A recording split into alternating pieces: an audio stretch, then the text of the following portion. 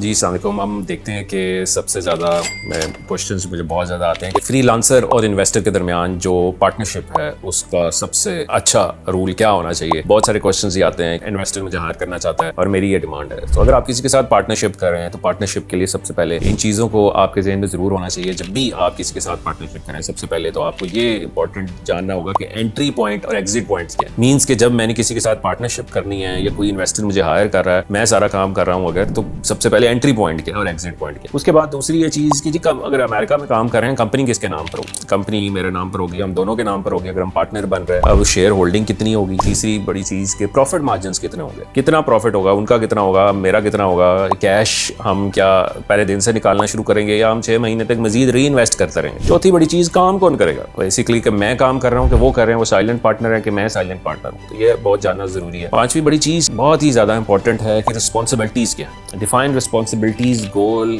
कि मैं क्या कर रहा हूँ और वो क्या कर रहा है। क्या वो साइलेंट है या वो भी साथ साथ एक्टिवली इन्वॉल्व होंगे, क्या सारे डिसीजंस मेरे ही होंगे, क्या उनके डिसीजंस भी साथ साथ होंगे। तो ये बहुत ज़रूरी है हमें जानना। छठी बड़ी चीज़ कि पैसे कहाँ आएंगे, ये बहुत इंपॉर्टेंट है कि who will receive the money. Means कि क्या कोई जॉइंट अकाउंट खुलेगा, क्या कोई currency exchange like Payeer account खुलेगा या बैंक अकाउंट खुलेगा, पैसे किसके नाम पर आएंगे, पैसे जब रिसीव होंगे तो उसकी एक्सेस किसके पास होगी। तो ये सारी चीजें भी बहुत जरूरी है उसके अंदर लिखना। सातवीं चीज कि रोड मैप क्या है पूरे बिजनेस का। मींस कि हमने साथ साथ स्केल करना है कि हमने सिर्फ इसी बिजनेस में लगे रहना है। नो दिस, तो एक road map as a partner आपको बहुत जरूरी है जानना। प्रॉफिट शेयरिंग बड़ी इंपॉर्टेंट है कि जब प्रॉफिट शेयर हो रहा है तो क्या वो स्लैब्स की सूरत में होगा कि अगर मैं ही सारा काम कर रहा हूँ, अगर मैं ही सारे बिजनेस को एक सर्टेन लेवल पे ले आया हूँ, अगर $5,000 प्रॉफिट है, $10,000 प्रॉफिट है, तो जैसे जैसे प्रॉफिट इंक्रीज हो रहा है क्या मेरा शेयर भी इंक्रीज होगा क्योंकि मैं ही सारा काम कर रहा हूँ। आखिरी चीज की स्ट्रेटजी, एग्जिट स्ट्रेटजी क्या है कि अगर किसी वजह से लड़ाई हो जाती है या किसी वजह से कॉन्ट्रैक्ट खत्म हो रहा है या कोई भी, क्योंकि आपको हमेशा से ये अच्छे से स्टार्ट तो होता है लेकिन एंडिंग जो होती है वो बड़ी इंपॉर्टेंट है कि बड़ा क्लियरली लिखा होना चाहिए कि एग्जिट स्ट्रेटजी क्या है। आप